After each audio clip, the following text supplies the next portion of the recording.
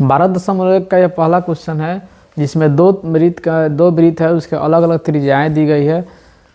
एक दोनों को मिलाकर एक बड़ा वृत्त बनाना है, उसका त्रिज्या ज्ञात करना है, यानी बड़े वृत्त का, ठीक है ना। तो देखिए पहले वाले को हम क्या मान लिए, पहले वाले को मान लिए R1 और दूसरे वाले को R2, दूसरे वाले को क्या मान लिए R2, ठीक है। अब यहाँ पे लिखेंगे हम बड़े वृत्त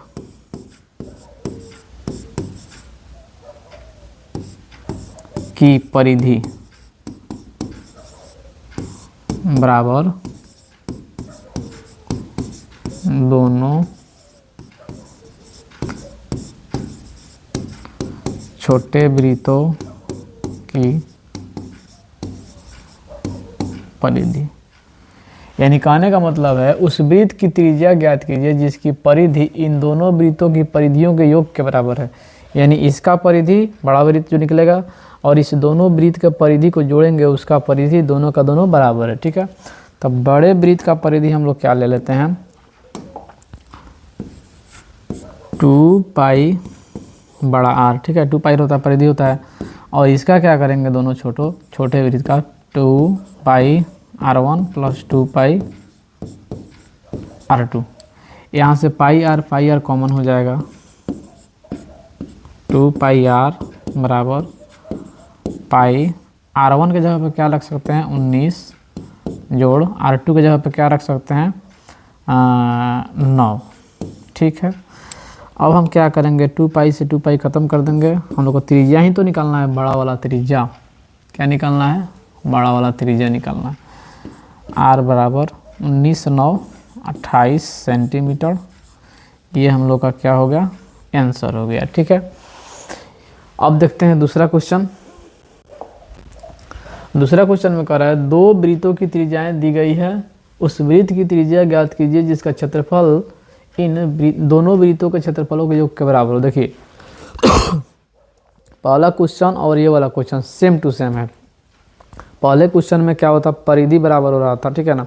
इसमें क्या होगा, इसमें क्षेत्रफल बराबर होगा, इसमें क्या होगा क्षेत्रफल बराबर होगा। देखिए पहले ही क्वेश्चन की तरह इसको भी हल करेंगे, ठीक है।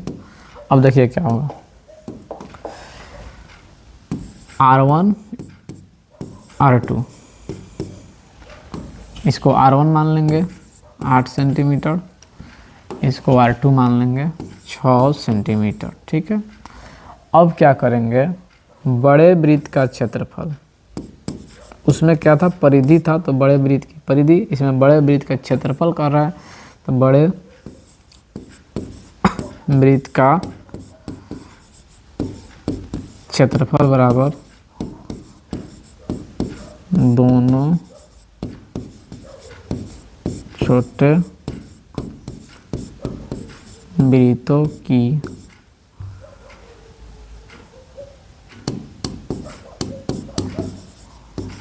क्षेत्रफल, इन दोनों वृत्तों का क्षेत्रफल का योग बड़े वृत्त का क्षेत्रफल। तो वृत्त का क्षेत्रफल कितना होता है पाई R², ठीक है। बड़ा R इसको ले लेते हैं पहले वाले क्वेश्चन की तरह, इसको क्या करेंगे पाई R1 का स्क्वायर जोड़ पाई R2 का स्क्वायर। पाई दोनों में है, कॉमन कर लेंगे, इधर क्या करेंगे पाई R का स्क्वायर, इधर पाई कॉमन होगा, R1 कितना है 8 है, 8 का स्क्वायर जोड़ R2 कितना है 6 है, 6 का स्क्वायर, कुछ बंद हो जाएगा, पाई से पाई खत्म हो जाएगा। R1 स्क्वायर 8 का स्क्वायर कितना हो जाएगा 64, 6 का स्क्वायर कितना हो जाएगा 36। अब R का स्क्वायर हो जाएगा, यहाँ पे दोनों को जोड़ेंगे तो कितना होगा 100 होगा। मालूम है कि इधर अगर स्क्वायर है उधर जाएगा तो क्या हो जाता है रूट हो जाता है, ठीक है ना। अब हम लोग को बड़ा R निकालना है, तो R बराबर हो जाएगा 10 का स्क्वायर होता है 100, यानी बड़ा त्रिज्या कितना हो जाएगा 10 सेंटीमीटर हो जाएगा, ठीक है। अब चलिए हम लोग अगला क्वेश्चन देखते हैं थोड़ा सा, ठीक है। अगला क्वेश्चन में देखिए क्या कर रहा है, अगला क्वेश्चन में कह रहा है, अगला क्वेश्चन थोड़ा सा लंबा जा सकता है, ठीक है ना, थोड़ा सा लंबा जा सकता है। इसमें कह रहा है कि दी गई आकृति बगल तीरंदाजी लक्ष्य को दर्शाती है, जिसमें केंद्र से बाहर की ओर 5 क्षेत्र gold, red, blue, black and white चिन्हित है, जिन्हें अंक अर्जित किए जा सकते हैं। गोल्ड अंक वाले क्षेत्र गोल्ड का व्यास, ठीक है, इसका अलग अलग व्यास दिया हुआ है। देखिए सबसे पहला इसका व्यास कितना दिया हुआ है, गोल्ड का व्यास,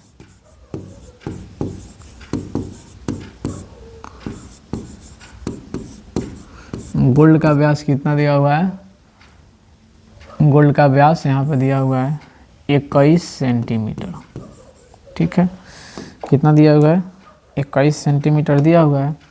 तो त्रिज्या कितना हो जाएगा 21/2 10.5 सेंटीमीटर, ठीक है, ये हो गया हम लोग का क्या त्रिज्या, ठीक।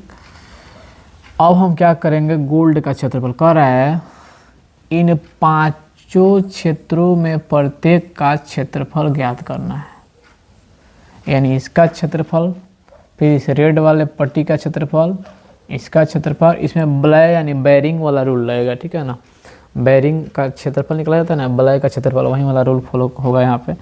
अब देखिए इसका त्रिज्या हो गया, तो सबसे पहले का कंडीशन में क्या होगा, गोल्ड का क्षेत्रफल, गोल्ड कलर का क्षेत्रफल, गोल्ड का क्षेत्रफल, ब्रीथ है तो पाई आर स्क्वायर, क्या होगा पाई आर स्क्वायर,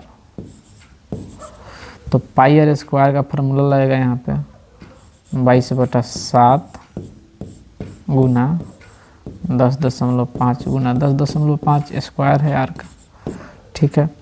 इसको अब हम लोग हल करेंगे तो इसको कटिंग करेंगे, जैसे मान लीजिए पहले इससे क्या करते हैं 15 1.5 22 गुना 15 × 5 = 75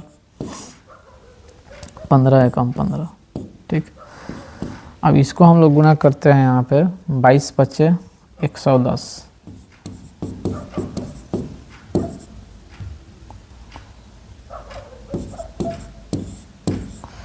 15 10 15 15 15 10 11 2 1 2 3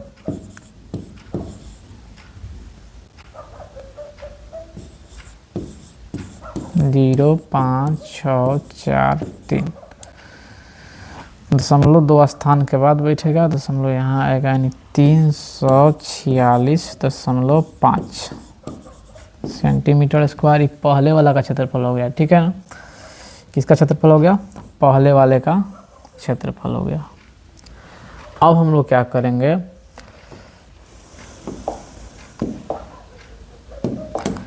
अब हम लोग 2 नंबर में क्या करेंगे, रेड का क्षेत्रफल, ध्यान दीजिएगा, रेड का सबसे पहले त्रिज्या ज्ञात करेंगे।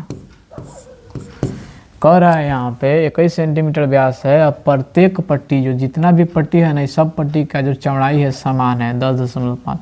ध्यान दीजिएगा यहाँ से यहाँ तक 10.5 है, तो इस त्रिज्या में 10.5 में जुटेगा, तो इसका त्रिज्या कितना हो जाएगा 10.5। तो यहाँ पे गोल्ड वाला का आर है, 10.5 जो पट्टी की लंबाई है, इसको जोड़ेंगे तो कितना हो जाएगा, फिर 21 सेंटीमीटर हो जाएगा रेड का त्रिज्या। तो अब यहाँ पे लिखेंगे अब हम रेड का क्षेत्रफल। ध्यान दीजिएगा जब हम त्रिज्या लगाएंगे, रेड का क्षेत्रफल निकालना है पाई आर स्क्वायर से, तो हम क्या करेंगे, ध्यान दीजिएगा 21 का स्क्वायर, ठीक है, माइनस 10.5 का स्क्वायर,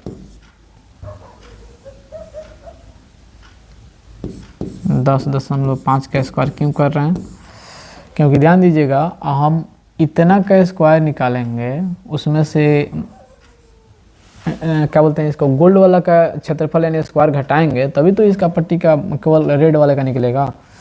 तो यहाँ पे क्या होगा 22/7 गुना 21 का स्क्वायर होता है 441, इसका स्क्वायर कितना हो जाता है 25 110, यानी 110.25 इसका स्क्वायर हो जाएगा, ठीक है। अब हम लोग क्या करेंगे, इसको इसमें से घटाएंगे, ठीक है।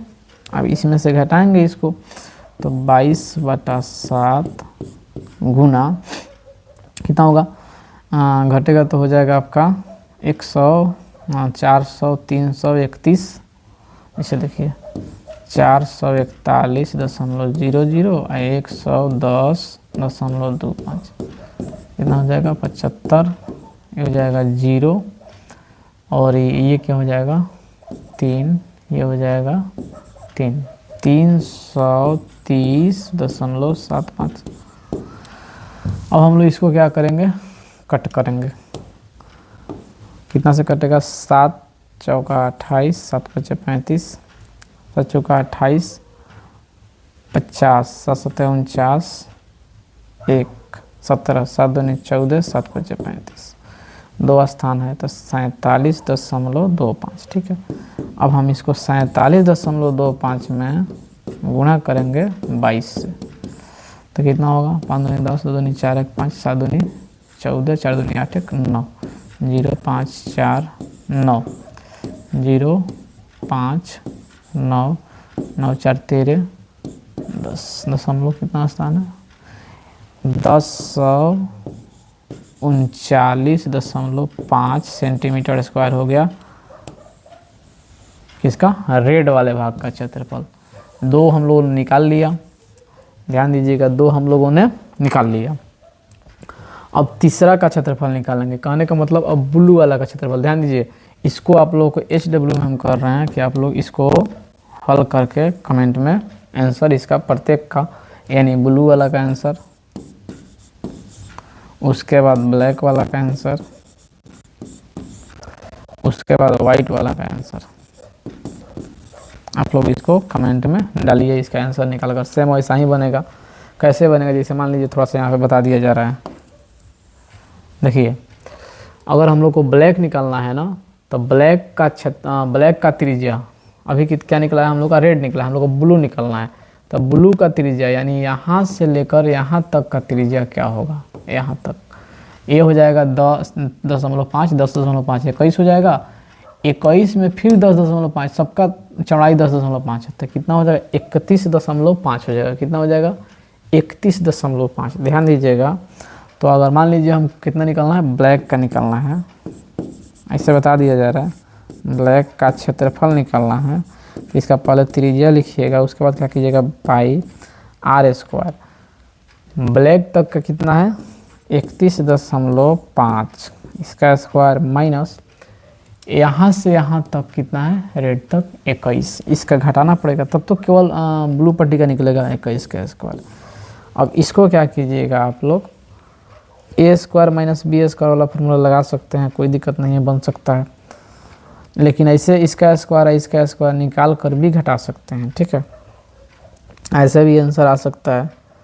तो देखिए, इसका 22/7 रखिएगा, इसको गुना मतलब स्क्वायर निकाल कर घटाइएगा, या फिर a² माइनस b² यानी a plus b into a minus b लगाकर इसको हल कर सकते हैं, ठीक है, वैसे भी आप लोग कर सकते हैं। इसका क्षेत्रफल यहाँ पे निकल कर चला आएगा। उसी प्रकार नेक्स्ट का क्षेत्रफल निकालना होगा, और मान लीजिए ब्लैक का, तो फिर यहाँ पे 31.5 में आप कितना जोड़िएगा, 10.5 जोड़िएगा, ठीक है, तो ये कितना हो जाएगा 42 हो जाएगा। अब 42 में कितना घटाइएगा, 31.5 घटाइएगा, उसका स्क्वायर घटाइएगा, तो उसका भी आंसर है। ऐसे करते करते करते करते सबका आंसर आपके सामने आ जाएगा, ठीक है। चलिए अगला क्वेश्चन देखते हैं हम लोग। किसी कार के प्रत्येक पहिए का व्यास, किसी कार के प्रत्येक पहिए का व्यास 80 सेंटीमीटर है। तो कार का व्यास यानी पहिया का व्यास, पहिया कैसा होता है, वृत्ताकार होता है, तो उसका व्यास दिया हुआ है, यानी पहिए का व्यास कितना है 80 सेंटीमीटर। तो इसका त्रिज्या कितना हो जाएगा 40 सेंटीमीटर हो जाएगा। त्रिज्या आधा होता है व्यास का। कह रहा है यदि यह कार 60 किलोमीटर प्रति घंटे की चाल से चल रही है तो 10 मिनट में कितनी दूरी मतलब कितना चक्कर लगाएगी। सबसे पहले तो दूरी ज्ञात करना जरूरी है हम लोग को, ठीक है। दूरी कैसे ज्ञात होगा, देखिए यहाँ पे लिखा हुआ है, चूँकि 1 घंटा में कार 1 घंटा में कार द्वारा तय की गई दूरी कितना दूरी तय कर रहा है, 66 किलोमीटर, 66 किलोमीटर प्रति घंटा है। तो ये बताइए आप लोग कि 10 मिनट में कितना दूरी तय करेगा। ध्यान दीजिएगा, यहाँ पे 1 घंटा के जगह पर हम लोग 60 मिनट लिख सकते हैं। तो 10 मिनट में कितना दूरी तय करेगा, ठीक है, कार द्वारा तय की गई दूरी, ठीक है। तो 66 गुना 10/60, क्योंकि 1 मिनट में 1 घंटा में 60 मिनट होता है। 0 से 0 कटाएंगे तो कितना हो जाएगा, यानी 11 किलोमीटर का दूरी 10 मिनट में तय करेगा, ठीक है। यानी हम लोग इसको क्या करेंगे, यहाँ पे सेंटीमीटर में दिया हुआ है, हम लोग का त्रिज्या क्या है, सेंटीमीटर में है, और दूरी क्या है, किलोमीटर में है। तो हम लोग सेंटीमीटर में दूरी को भी बदलेंगे। तो हम लोग 11 किलोमीटर, अतः 11 किलोमीटर बराबर 11 को सबसे पहले मीटर में बदलने के लिए 1000 से गुना होगा, क्योंकि 1 किलोमीटर में 1000 मीटर होता है। और सेंटीमीटर में बदलने के लिए 100 से गुना फिर होगा, क्योंकि हमको सेंटीमीटर में बदलना है। कितना 0, 3 2 5, यानी 11 लाख सेंटीमीटर, 11 लाख सेंटीमीटर दूरी 10 मिनट में पहिया चलेगा, ठीक है। अब हम लोग को निकालना क्या है, हम लोग को निकालना है यहाँ पे कि पहिया कितना चक्कर लगाएगा 10 मिनट में। तो बताइए, पहिया कोई भी पहिया होता है, कोई भी पहिया, देखिए ध्यान से यहाँ पे,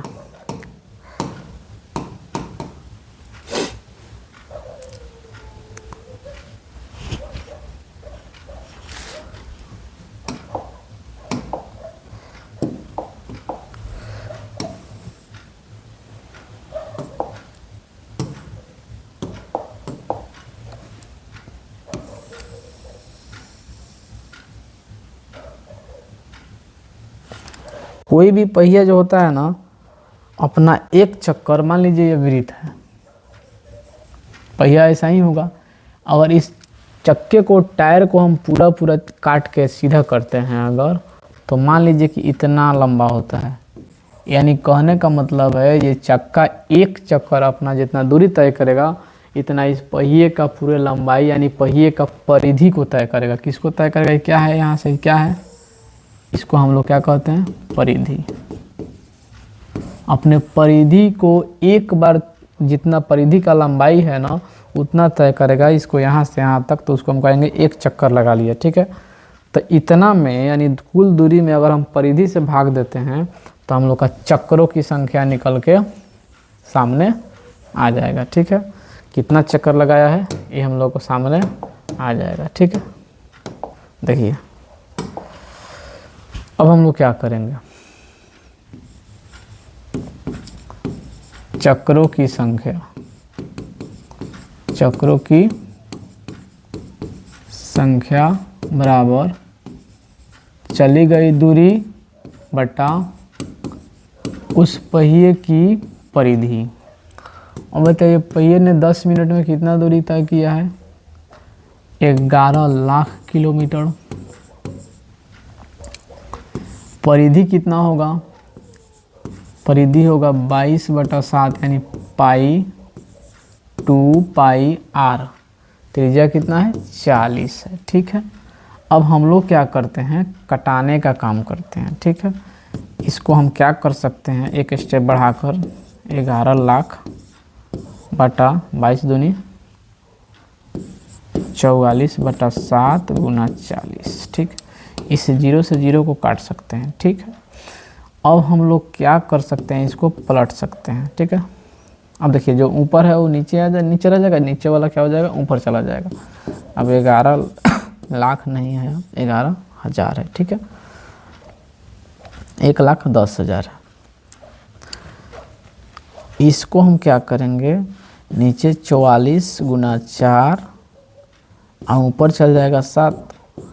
अब क्या होगा, 11 एकम 11, 11 चौका 44, ठीक है। ऊपर क्या बचा, 10,000, क्या बचा ऊपर, 10,000। इस 10,000 को हम काटेंगे तो कितना हो सकता है यहाँ पे 10,000 को काटेंगे तो 25 चौका 100, 2500 हो सकता है। कितना हो सकता है 2500, ठीक है। 2500 को हम 4 से काटेंगे तो 10,000 से कट जाएगा। अब 2500 में हम 7 से गुना करेंगे। कितना से गुना करेंगे 2500 गुना 7 तो कितना होता है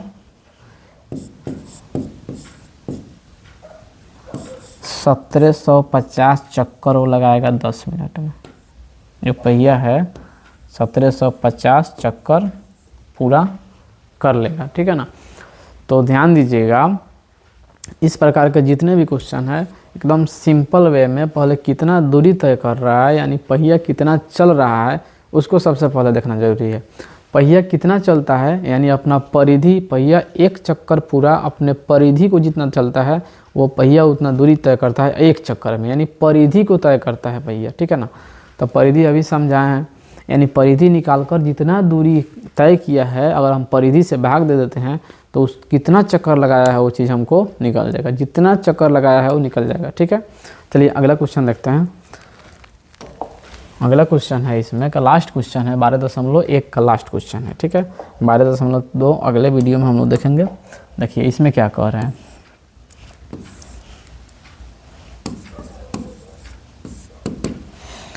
निम्नलिखित में सही उत्तर चुनिए तथा अपने उत्तर का औचित्य दीजिए। यदि एक वृत्त का परिमाप और क्षेत्रफल संख्यात्मक रूप से बराबर है तो उस वृत्त की त्रिज्या क्या हो सकती है। 4 ऑप्शन दिए हुए हैं। संख्यात्मक रूप से बराबर होने का मतलब है इसका परिमाप, परिधि या क्षेत्रफल दोनों बराबर है, यानी वृत्त का परिमाप कह लीजिए या परिधि कह लीजिए, बात वहीं, परिमाप बराबर वृत्त का क्षेत्रफल, वृत्त का संख्यात्मक रूप से बराबर है। ध्यान दीजिएगा, इसमें स्क्वायर नहीं लगेगा, इसमें स्क्वायर लगेगा क्षेत्रफल है तो, लेकिन कह क्या रहा है कि संख्यात्मक रूप से बराबर होगा। संख्यात्मक रूप से बराबर होने का मतलब कह रहा है कि इसमें स्क्वायर से कोई मतलब नहीं है, संख्या दोनों का सेम है, ठीक है, इसीलिए दोनों को बराबर कर दिया गया है। वृत्त का परिमाप यानी वृत्त के परिधि का क्षेत्रफल होता है 2πr, अब वृत्त का क्षेत्रफल होता है πr², ठीक है। संख्यात्मक रूप से बराबर है इसीलिए बराबर हुआ है, पाई से पाई खत्म हो सकता है, ठीक है। अब हम इसको लिखेंगे 2 गुना r, इधर क्या r² को हम लोग ऐसे लिख सकते हैं, r गुना r को r से ख़त्म कर देंगे, यानी इधर क्या बचा, r बराबर कितना बचा 2 बचा, 2। आंसर हम लोग का क्या हो गया, r बराबर कितना बचा 2। सिंपल सा क्वेश्चन था ये वाला। अब हम लोग अगले वीडियो में त्रिज्यखंड वृत्तखंड इसको देखेंगे। त्रिज्यखंड वृत्तखंड का क्षेत्रफल, लघु वृत्तखंड का क्षेत्रफल, दीर्घ वृत्तखंड का क्षेत्रफल, त्रिज्यखंड का क्षेत्रफल, उसके बाद में चाप की लंबाई, ये सब चीज़ निकालने का प्रयास करेंगे अगले वीडियो में। इसमें हम लोगों ने जितने 5 क्वेश्चन थे उसको सॉल्व करने का प्रयास किया है और देखते हैं कि कितने लोग बाकी जो 3 नंबर क्वेश्चन का बताए हैं नेक्स्ट 3 पट्टी का निकालने के लिए क्षेत्रफल निकाल पाते हैं, ठीक है। इतना ही रहने देते हैं, अगले वीडियो में हम लोग देखेंगे, ठीक है ना।